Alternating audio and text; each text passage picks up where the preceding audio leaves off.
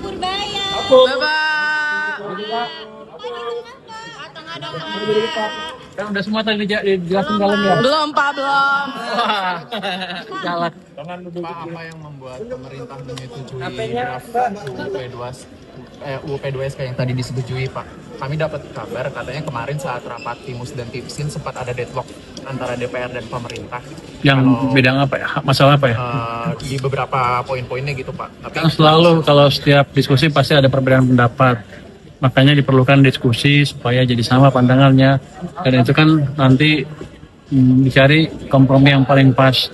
Ada banyak titik saya lihat yang seperti itu, tapi yang penting terakhir kan sudah ditemukan titik temu sehingga undang-undang UU P2SK-nya bisa diselesaikan.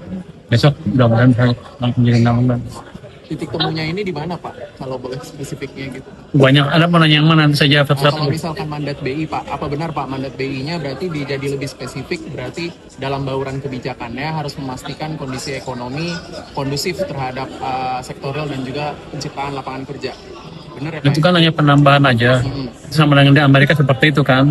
Jadi nggak ada yang baru sebetulnya, isunya udah lama. Dan mungkin kalau ada perbedaan pun nggak terlalu signifikan.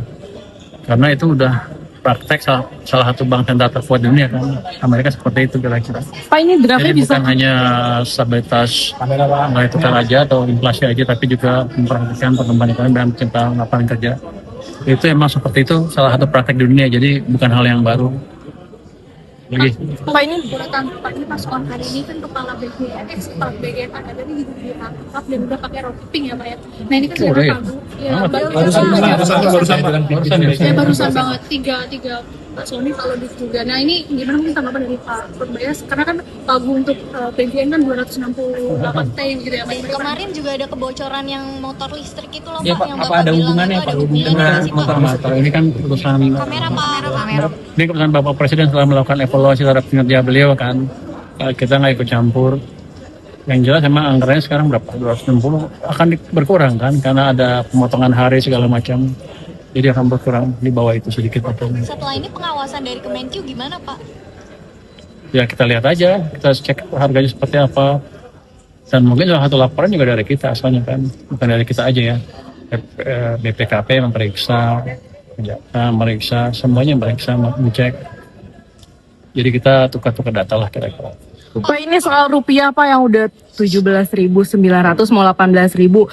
Apa namanya, Bapak nggak ada niatan mau ngumpulin ke SSK selain rapat kuartalan gitu, Pak? Kan Bapak ketuanya, Pak. Bapak kan ketuanya sebagai ketua untuk membahas solusi terkait pelemahan rupiah ini. Pertama itu kan jurisdiksi Bank Sentral untuk menjaga nilai tukar. Itu biar mereka jalan dulu. Nanti kita lakukan rapat berkala secara normal aja. Di luar itu, Tapi Pak? kalau ada kita bisa melihat ada koordinasi yang bisa ditingkatkan sehingga memperbaiki nilai tukar, kita akan lakukan. Tapi kan sekarang itu masih dalam jurisdiksi Bank Sentral kita. Kecuali Bank Sentral minta rapat cepat, ya kita cepat, akan rapat cepat. Koordinasinya itu seperti apa sih, Pak? Ya. Koordinasinya seperti apa? Dan apa gitu, Pak, yang dikoordinasikan? Kan setiap bulan kita ada rapat deputi kan. Terus setiap bulan mereka diskusi terus, kasih masukan ke kita. Tapi kan kalau masalah nilai tukar, Bank Sentral adalah ahlinya. Kita serahkan itu ke Bank Sentral. Ya maksud saya, Bapak sebagai ketua ngelihat ini makin lemah terus, Pak. Bahkan mau 18.000, Pak. Kalau Pak Peri sendiri ngomong Juli baru menguat. Nah ini selama Juni ini berarti bisa 18.000 lebih ya, Pak? Nah, kalau kita lihat kan tiba-tiba aja penguatan pelemahannya 1-2 hari ini kan. Terus Ada melemah, Pak. isu macam-macam, ada rumor macam-macam di pasar. Ada yang bilang saya suruh perbankan melakukan stress test kalau rupiahnya 18.000 lebih. Padahal saya nggak pernah isu seperti itu. Jadi banyak isu-isu di pasar yang membuat sentimen ke rupiah negatif. Tapi kalau kita lihat, kewajiban saya adalah menjaga fondasi ekonomi aja, supaya ekonominya berjalan terus semakin cepat. Ya. Karena pada akhirnya kita percaya rupiah akan ditentukan oleh fondasi ekonominya. Jadi untuk saya fokusnya di situ. Pak, resiko ke surat utang pemerintah gimana, Pak? Gimana faktor menurunnya rupiah ini adalah karena kebijakan pemerintah yang mungkin kurang. Nah, Anda pasti menuduh kebijakan fiskal kan? Orang bilang, banyak yang bilang gara-gara fiskalnya berantakan. Nanti kita ketemu kapan? Minggu depan ya?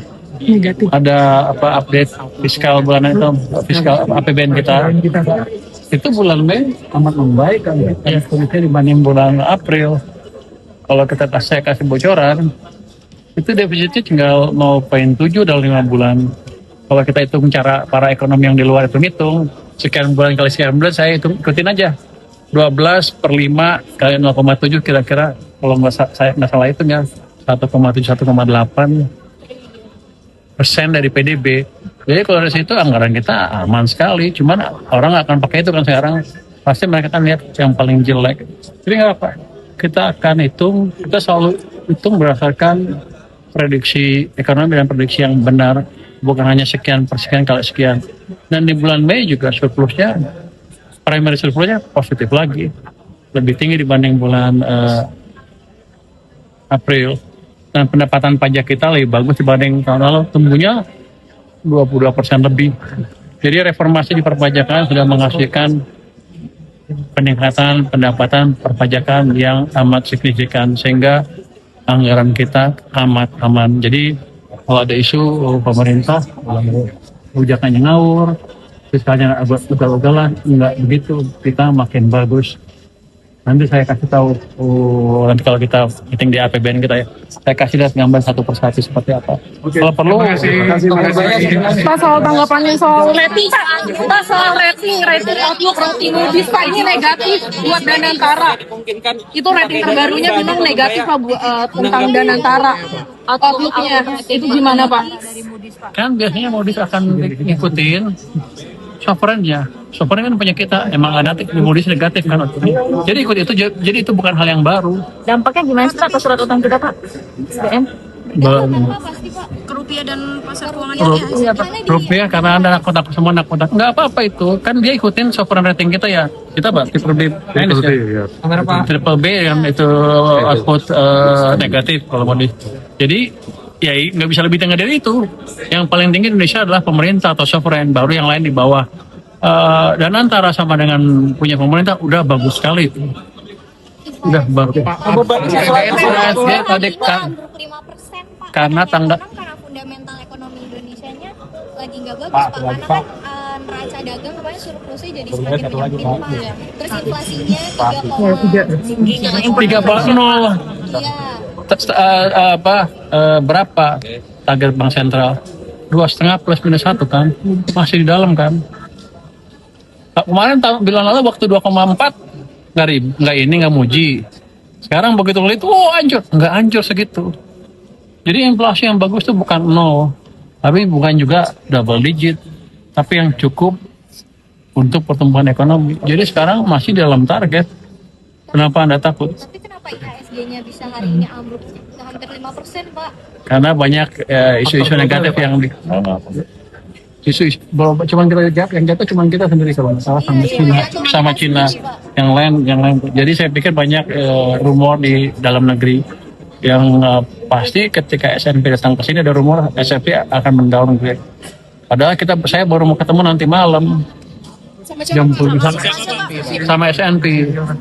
Kalau ngelihat kondisi fiskal kita, saya sih nggak ada masalah. Ya. Pak APBN bisa memberikan THR Pak.